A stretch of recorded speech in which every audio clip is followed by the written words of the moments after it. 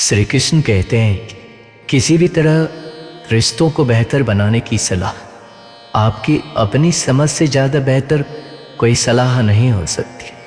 अलग अलग रिश्तों को अलग अलग तरीके से निभाने की ज़रूरत होती है। आप किस रिश्ते को कितनी अहमियत देते हैं यह आपके ऊपर निर्भर है। अगर रिश्ता आपसे छोटा है तो आप रिश्ते पे चिंता करें और उसकी वजह ज़रूर जानें। बिना वजह रिश्ते टूटते नहीं हैं, कुछ न कुछ वजह ज़रूर होती है और रिश्ते बहुत नाजुक रेशम के धागे से भी कमज़ोर होते हैं जो किसी भेदभाव या छोटी से छोटे गलतफहमी से टूट सकते हैं। तो बेहतर होगा कि आप अपने रिश्तों को बेहतर बनाने के लिए उनको उचित ऊर्जा दें और मान दें। ज़रूरत से ज़्यादा या ज़रूरत से कम व्यवहार से भी रिश्तों पर फर्क पड़ सकता है। सोचें, समझें, फिर फैसला लें। जब भी झगड़े की स्थिति आए तो आप अपने घर में एक नियम बना लीजिए कि जब तक एक व्यक्ति की बात खत्म नहीं होगी दूसरा व्यक्ति नहीं बोलेगा। एक दूसरे को समझने के लिए पूरा का पूरा समय दीजिए। ज़्यादा कोशिश अपनों को समझाने की नहीं, दूसरों को समझने की कीजिए। निसंकोच अपनी प्रकृति और स्वभाव के बारे में बातें कीजिए। नहीं तो कई लोगों को प्रकृति अर्थात नेचर से प्यार होता है, कई लोगों को भौतिक सुखों से प्यार होता है। दोनों में तालमेल बैठना बहुत मुश्किल काम है। धैर्य और एक दूसरे को समझना ही हल है। इस संसार में हर लड़ाई का जन्म विचारों से ही होता है और विचार इतने महत्वपूर्ण नहीं होते। इंसान लड़ाई करे इस बात को आप चित्त में बसा दीजिए। इसलिए ये अहंकारी और मूर्खों का है जो विचारों के लिए लड़ते हैं। इसमें ध्यान से अपना जीवन व्यतीत कीजिए। श्री कृष्ण कहते हैं समाज में हर व्यक्ति का किसी न किसी के साथ कोई न कोई रिश्ता होता है।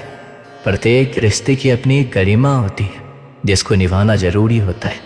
समस्या वहाँ आ जाती है जब हम उस रिश्ते की गरिमा पार कर सभी रिश्तों को भूल अपने स्वार्थ के लिए सोचते। पति पत्नी के रिश्ते कांच की तरह होते, टूट जाए तो चुभते हैं। इन्हें टूटने में एक पल और बनाने में बरसों लग जाते। रिश्ते को बेहतर बनाने के तरीके, कोई रूठे तो उसे मनाना सीखो। रिश्ते तो मिलते हैं नसीब से, बस उन्हें खूबसूरती से निभाना सीखो। ऐसे में आज हम आपको रिश्तों को बेहतर बनाने के तरीके बताएंगे जिससे आप अपने रिश्ते में हमेशा नयापन बरकरार रख सकेंगे। रिश्ते में सबसे बड़ी चीज़ है भरोसा। एक दूसरे पर भरोसा करना रिश्ते का पहला कदम होता है। एक दूसरे की अहमियत को पहचानना। अक्सर ऐसा होता है कि हम छोटे स्वाभिमान के चलते अपने साथी की अपनी ज़िंदगी में अहमियत को स्वीकारते ही नहीं। हम उससे भरोसे की उम्मीद तो करते हैं मगर उस पर भरोसा नहीं करते। अगर गौर करेंगे तो पाएंगे कि हम अपने ज़्यादातर रिश्तों में सिर्फ इसी कमी के चलते फासले बना लेते। ये कदम इतना मुश्किल भी नहीं होता। ज़रा सा भरोसा एक दूसरे पर कीजिए तो सही। यकीन मानिए बदले में भरोसा, सहारा, प्यार और साथ सब कुछ आपको मिलेगा। रिश्तों को बनाने के लिए आपको अपने खास लोगों के साथ बातचीत, हालचाल लेते रहना चाहिए। कभी कभी बिना काम का भी फ़ोन उठाकर यूं ही मौसम की खबर ले लेना चाहिए। मतलब जो वाकई में खास है उनको समय दीजिए। ज़्यादातर लोग आपसे आपके स्नेहपूर्ण और ख्याल रखने को हमेशा के लिए याद करते। इसलिए छोटे छोटे तरीक़ों से भी पूछते रहे कि हाँ जी आप आज कैसे हैं। अक्सर लोग समय के साथ बदल जाने का आरोप लगाया करते, इसलिए उनको अपनापन महसूस कर पाए। गलतियाँ करना और उनसे सबक सीखते रहना सबसे ज़रूरी है। सामने वाले के आत्मसम्मान को कभी ठेस ना पहुँचाकर आप उनका प्रेम और विश्वास दोनों हासिल कर सकते। बाकी सबका अपना अनोखा तरीका होता है। हर एक रिश्ते की कदर कीजिए। रिश्ते अक्सर आपके व्यक्तित्व का आईना होने के साथ साथ आपके सुख दुख के साथी भी हैं। आप जिस तरह उनके साथ व्यवहार करेंगे आपको भी वैसा ही व्यवहार बदले में मिलेगा। रिश्तों को लेकर मेरी सबसे अहम सलाह एक ही है, आप अपने रिश्तों का ख्याल रखिए, वो भी आपका ख्याल जरूर रखेंगे। मैं अक्सर देखता हूँ कि लोग कहते हैं कि उनके कुछ रिश्तेदार उनके साथ अच्छा व्यवहार नहीं करते। मेरे भी कुछ ऐसे रिश्तेदार हैं जो मेरे साथ अच्छा व्यवहार नहीं करते। लेकिन मैं उनको लेकर रोता नहीं हूं। श्री कृष्ण कहते हैं उनका व्यवहार उनका कर्म है और आपका व्यवहार आपका कर्म है। वो आपके साथ जैसा भी व्यवहार करे वो आपके वश में नहीं है, लेकिन आप उनके साथ कैसा व्यवहार करते यह आपके वश में जरूर है। जहाँ तक हो सके अच्छे और विनम्र बने रहिए। यदि बात आपके स्वाभिमान पर आती है तो हट जाएगी, लेकिन दूसरों के साथ उन्हीं के स्तर पर मत जाएगी। सबका हिसाब किताब लिखा जा रहा है, आपका भी और उनका भी।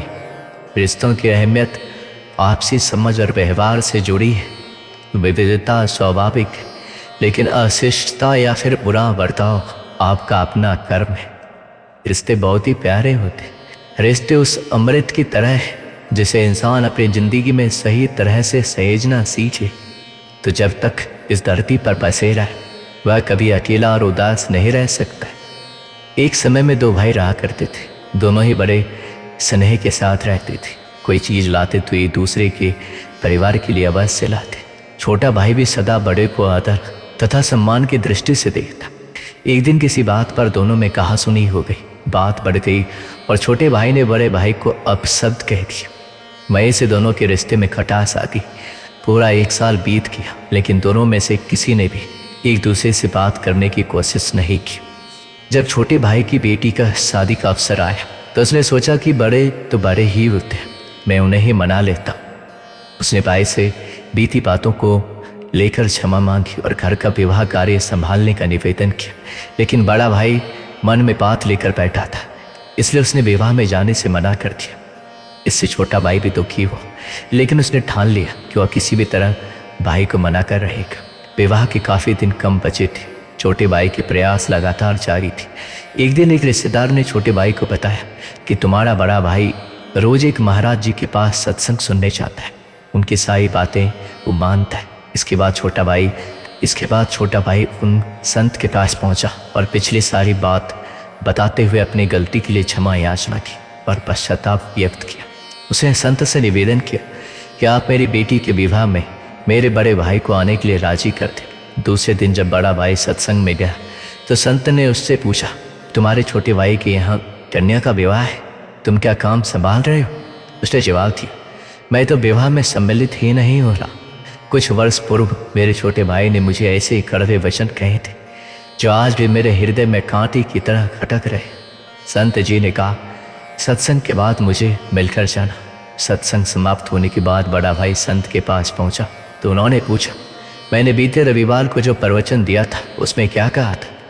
काफ़ी दिन सोचने के बाद हाथ जोड़कर बोला, माफ़ी चाहता हूँ, मुझे कुछ याद नहीं आ रहा। संत ने कहा, देखो मेरी बताई हुई अच्छी बातें तो तुम्हें 8 दिन भी याद नहीं रही, और छोटे भाई की कड़वे बोल जो 1 वर्ष पहले कहे गए थे वो तुम्हें अभी तक हृदय में चुभ रहे हैं।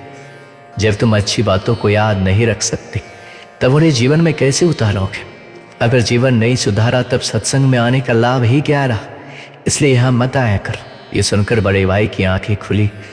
उसने आत्मचिंतन कर स्वीकार कर लिया कि वास्तव में हम सब कड़वे शब्दों को दिल में बसाकर गांठ बांध लेते हैं। जीवन भर उसे सोचकर अपने मन में दूसरों के प्रति नफरत बढ़ाती जाती, लेकिन बात करके उसे सुलझाने का प्रयास नहीं करते, क्योंकि हमारा अहंकार हम पर हावी होता है।